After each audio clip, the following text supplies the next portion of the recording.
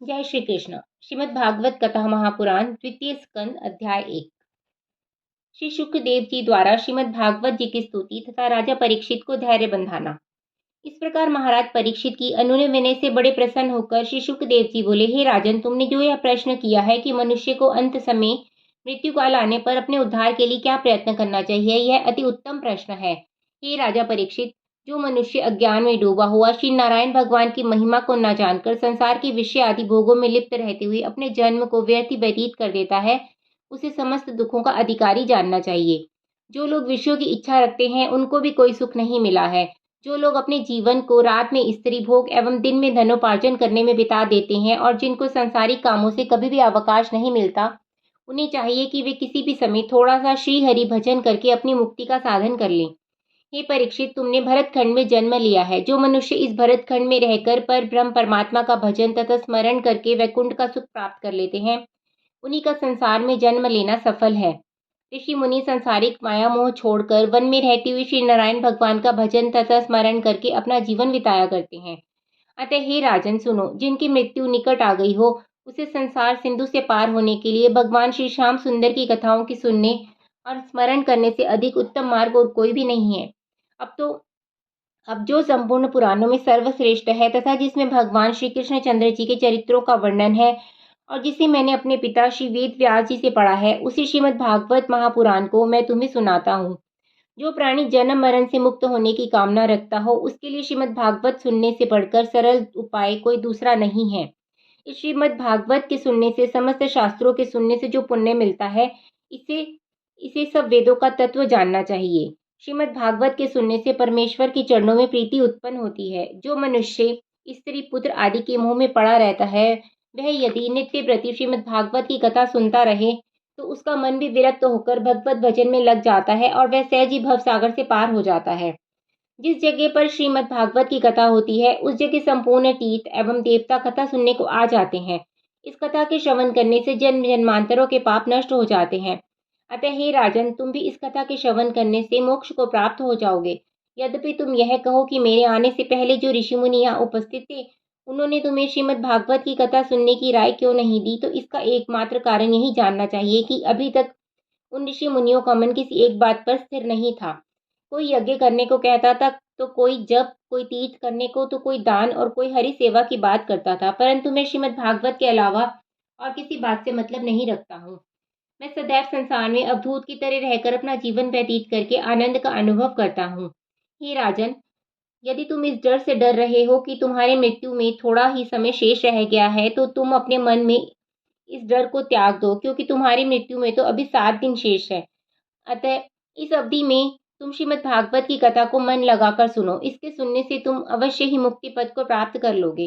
खटवांग नामक राजा तो केवल 2 घड़ी में ही मुक्त हो गया था, फिर तुम्हारे लिए तो 7 दिन का समय मिला है। यदि कोई प्राणी सच्चे हृदय से अपने परलोक को सुधारना चाहे तो वह केवल 2.5 घड़ी में ही सुधार सकता है। श्री सुखदेव जी के ऐसे प्रिय वचन सुनकर राजा परीक्षित हाथ जोड़कर बोले, हे महामुनि, राजा खटवांग ने 2 घड़ी में ही मुक्ति कैसे प्राप्त कर ली, वह कथा कृपा कर आप मुझे सुनाइए। श्री सुखदेव जी बोले, हे राजन, त्रेता युग में खटवांग नाम का एक बड़ा प्रतापी, बलवान, नीतिवान एवं धर्मवान राजा अयोध्यापुरी में हुआ। वह 7 द्वीपों का राजा था। एक बार राक्षसों ने इंद्रादि देवताओं को संग्राम में हराकर उन्हें देवलोक से निकाल दिया और इंद्रासन पर अपना आधिपत्य कर लिया। उस समय देवगुरु बृहस्पति जी ने देवताओं से कहा कि तुम राजा खटवांग की सहायता लेकर असुरों से संग्राम करो, तभी तुम विजयी हो सकोगे। यह सुनकर देवराज इंद्र सब देवताओं के साथ मृत्यु लोक में आए और उन्होंने राजा खटवांग के पास जाकर अपना मनोरथ सुनाया। राजा ने उनको दंडवत करते हुए कहा, हे देवराज, मेरे बड़े अहोभाग्य हैं, क्योंकि मेरा यह शरीर एक न एक दिन अवश्य ही नाश होगा। इससे यदि आप लोगों के किसी काम आ जाए तो इससे अधिक अच्छी बात और क्या हो सकती है। इतना कहकर राजा ने अपने अस्त्र शस्त्र बांध लिए और इंद्रादि देवताओं के साथ संग्राम में जाकर असुरों को हरा दिया। जब देवताओं ने युद्ध करके विजय पूर्वक इंद्रासन पुनः प्राप्त कर लिया, तब वे निडर होकर देवलोक का राज्य करने लगे। जब राजा ने उनसे विदा मांगी, उस समय देवराज इंद्र ने प्रसन्न होते हुए कहा, हे राजन, हम आपसे बहुत प्रसन्न हैं, आप हमसे कुछ वरदान मांग लीजिए। देवेंद्र की यह बात सुनकर राजा खटवांग ने हृदय में सोचा कि मैंने देवताओं की सहायता करके हारा हुआ राज्य पुनः वापस दिलाया है, फिर मैं ऐसी परिस्थिति में इनसे क्या मांगू। तब राजा के मन की बात जानकर राजा इंद्र ने कहा, हे राजन, देवताओं को भूत भविष्य काल की सब बातें मालूम रहती हैं। हम लोग असुरों के उपद्रव से भयभीत थे, इसलिए हमने आपसे सहायता मांगी थी। अतः आप भी इस उपकार के बदले हमसे कुछ भी मांग लीजिए। यह सुनकर राजा खटकांग ने अपनी वृद्धावस्था पर विचार करके देवताओं से कहा, अच्छा, आप पहले मुझे यह बताने की कृपा करें कि मेरी आयु अभी कितनी शेष रह गई है। इसके बाद मैं वरदान मांगूंगा। तब देवराज इंद्र ने विचार करके उत्तर दिया, हे राजन, आपकी आयु अब केवल 4 घड़ी शेष रह गई है। यह सुनते ही राजा ने देवताओं से कहा, अब तो मैं आपसे यही वरदान मांगता हूँ कि आप मुझे इसी क्षण अयोध्या में पहुंचा दें। मेरी मृत्यु का समय निकट आ पहुंचा है, अतः मैं वहां जाकर ऐसा कार्य करूंगा जिससे पुनर्जन्म से छूटकर भवसागर से पार हो सकूं। राजा की यह बात सुनकर इंद्र ने बड़ा तीव्र गति वाला एक विमान दे दिया, जिस पर बैठकर राजा 2 घड़ी में ही अपने स्थान पर जा पहुंचे। श्री शुकदेव जी बोले, हे राजन, उस राजा खटवांग ने मरने के लिए देवलोक से भी अति उत्तम इस भरतखंड को समझा और अयोध्यापुरी में चला आया। अतः तुम यह सत्य मानो कि भरतखंड संसार के सब स्थानों में अधिक श्रेष्ठ है। अयोध्या में आकर राजा ने 2 घड़ी में अपना सब द्रव्य ब्राह्मणों को देकर अपने बेटे को राजगद्दी सौंप दी। तदुपरांत वह संन्यास धारण कर सरयू नदी के किनारे पर जाकर श्री भगवान के चरणार बिंदु के ध्यान में मगन हो गया तथा योगाभ्यास द्वारा शरीर को छोड़कर वैकुंठ को गए। हे राजन, इस प्रकार उसकी मुक्ति हो गई। तुम्हारे लिए 7 दिन तो बहुत अधिक है। तुम अपने मन को संसारी मोह माया से हटाकर इंद्रियों को वशीभूत कर श्री पर ब्रह्म प्रभु के विराट स्वरूप का धारण करो। ये संपूर्ण लोक उसी में सन्निहित है। ऊपर के 7 लोक उस परम पुरुष के कटी प्रदेश से ऊपर का भाग और नीचे के 7 लोक नीचे का भाग समझो। जगत में जो वस्तुएं तुम्हें दिखाई देती हैं, उनमें कोई भी वस्तु उस स्वरूप से परे नहीं है।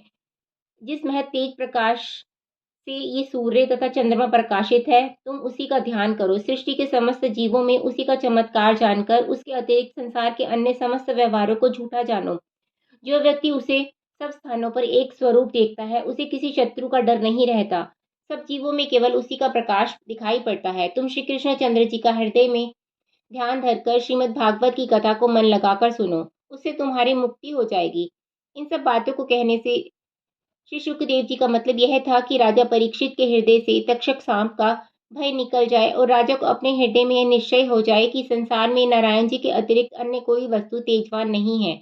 जब यह ज्ञान हो जाएगा, उस समय राजा को डर नहीं रहेगा और इस तरह का ज्ञान होने पर वह मुक्त हो जाएगा।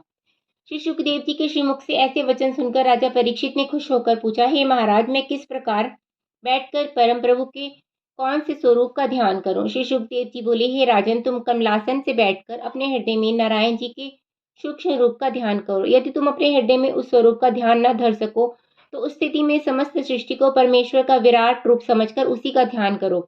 उस परमेश्वर का विराट रूप इस प्रकार है।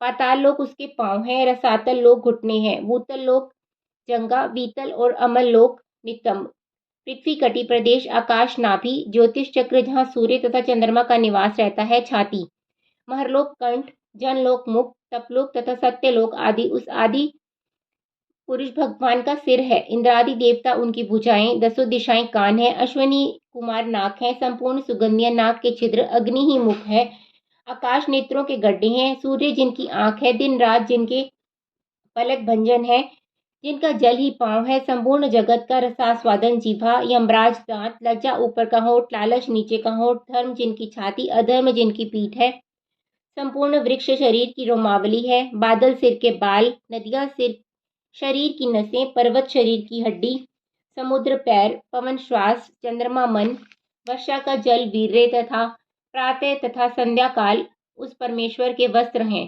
प्रभु के उस विराट स्वरूप से बुद्धि द्वारा मनुष्य, घोड़ा, गधा, खच्चर तथा ऊंट, नाभि से हिरण आदि पशु, जंगा से पक्षी आदि, जीवा से गंधर्व, विद्याधर चारण तथा अप्सराएं, स्वर से भेड़िया तथा पांव की एड़ी से यज्ञादि कर्म उत्पन्न हुए हैं। प्रभु का इस प्रकार जो विराट स्वरूप है, पहले तुम उसी का ध्यान धरो।